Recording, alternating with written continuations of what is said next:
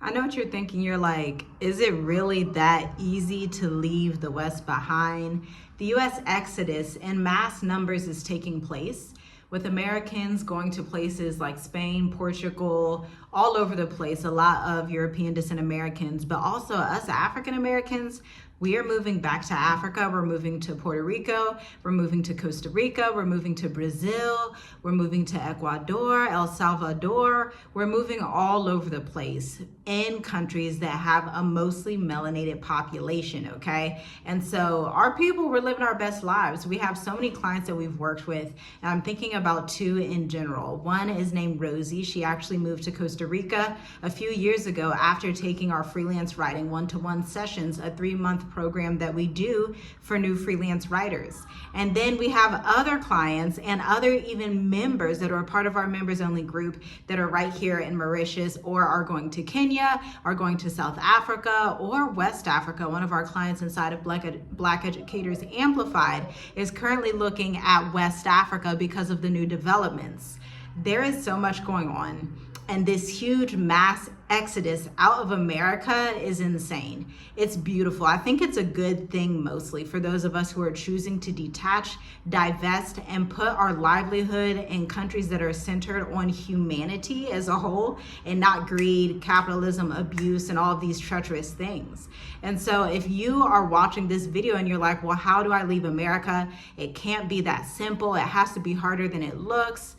Please tell your brain to shut off with the anxiety, rebuke that spirit of anxiety. Shh, kumbaya, be good, say hallelujah, take a deep breath in, out, and understand. It is that easy. It's that simple. It's literally just switching your mind to say, okay, I'm traveling to Africa, the end, or I'm moving to Costa Rica, the end, or I'm moving to Brazil, the end. I'm traveling to Botswana, the end. I'm moving to Burkina Faso, Ghana, Senegal, Mauritius, Seychelles, choosing to move to that place and then say the end. You have a few prerequisites that have to come before that. But once your mind is made, everything else follows through. This is why we've been abroad for 5 years straight, not going back and forth to America, not trying to, hang on to the past that, well, my people built that place and all this stuff. Who cares who built it? Because it's on a steep decline. Hence, the mass exodus out of America. Every American knows it. Specifically, those who grew up in that country and their ancestors were there for decades, hundreds of years. Our ancestors were there for a couple hundred years, let's be quite honest. And so we know that it's declining and it will not decrease anytime soon. My husband and I were actually watching a documentary yesterday for the Sabbath. We looked at the video on Hulu. I forget what it's called, but it's about the Tulsa Race Massacre, okay? And they basically did this whole documentary about the context of it. Context is so key. And so before the actual bombs started dropping in the air, before they were bombing all these places in Greenwood, this was like a street in Tulsa, still is to this day. This was the thriving Black Mecca, right? This was the place all of the Black entrepreneurs were thriving. There were banks, there were hospitals, there were all these things, African owned, African established. We were living our best life. But I also think to my ancestry, my ancestors came mostly from Alabama and Georgia, not North Carolina, not South Carolina, not Louisiana. And so they intentionally decided not to go to Oklahoma. I think back to my grandfather because he was born in 1914. And so he would have had the ability, or his family at least would have had the ability to say, hey, a lot of Blacks are moving to Oklahoma. Maybe we should divert that way.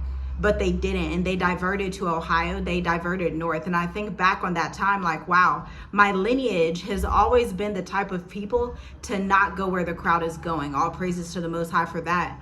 But still, it is so sad when you look at the context of that documentary. They were literally, before it happened, there were some brothers that lined up, they were armed, they wanted to protect another brother from being lynched because they could see there was gonna be this lie about how this brother raped some white woman in an elevator. And so they lined up and said, no, we're gonna protect this brother.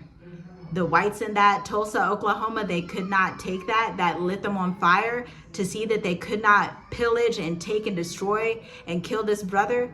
So they came back with 2,000 white folks in Tulsa, Oklahoma, they came back and they started lighting stuff on fire. And so they thought, hey, maybe they're not going to destroy everything. Maybe that's just the end of it. Next day, next 2 days, the 1921 massacre occurs where the federal government, the local governments are dropping bombs on Tulsa, Oklahoma.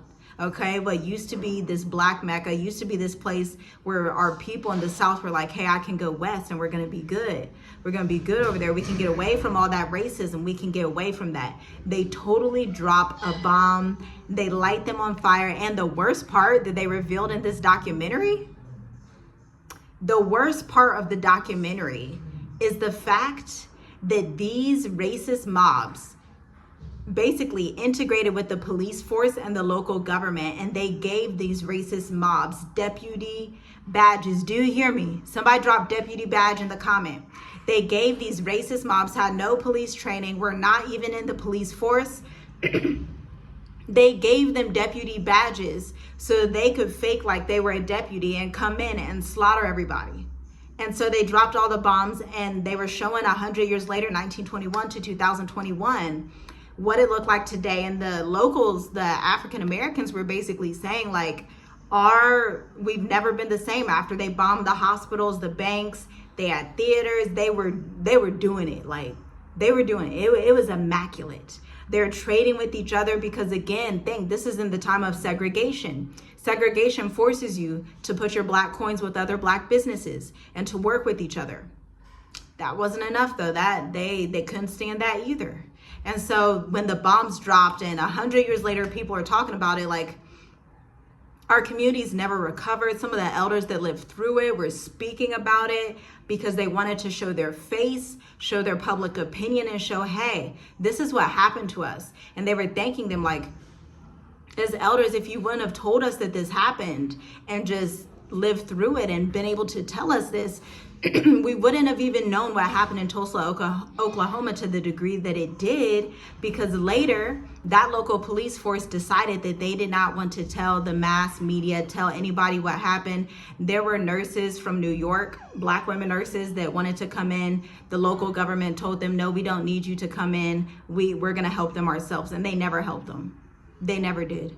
And so this is why the mass exodus out of America, this is why the mass exodus out of the U.S. has to happen just from a lineage standpoint. You will never be able to accelerate in a place that treats humanity like that, especially African Americans. Never.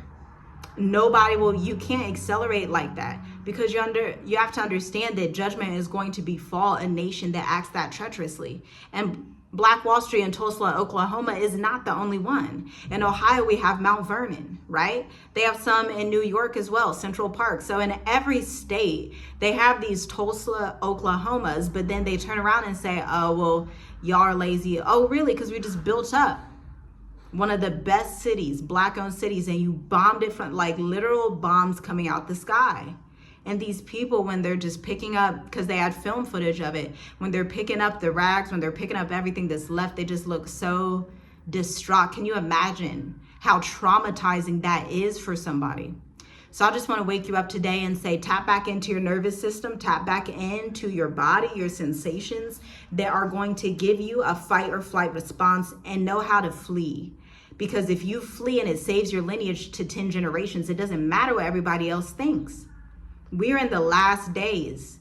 If you flee and it saves your lineage to 10 generations, that's 10 generations of people that are going to arise and call you blessed for being obedient to the call to exit the U.S. in mass numbers. It's already happening. You can see it all over YouTube, and it's not just in the Black community. It's in all communities. People are exiting the U.S. in mass numbers, and those who are left behind are going to deeply regret it. I know I woke up this morning so happy to be in Africa, so thankful.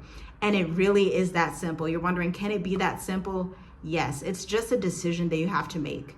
Your only prerequisites, you just need to look at your flights to see what your most affordable path is going to be. You need to structure your business online before leaving. It's okay if you want to open a brick and mortar later, but I'm telling you, structure your online business. so that you know how to maneuver and how to run a business. Because in Africa, you will lose capital because you're going to have to train a team. You're going to have to be patient. You're going to have to learn a new business system. So you better have your cash reserves up. This is why you start an online business. Run it properly from America before you hop on the flight.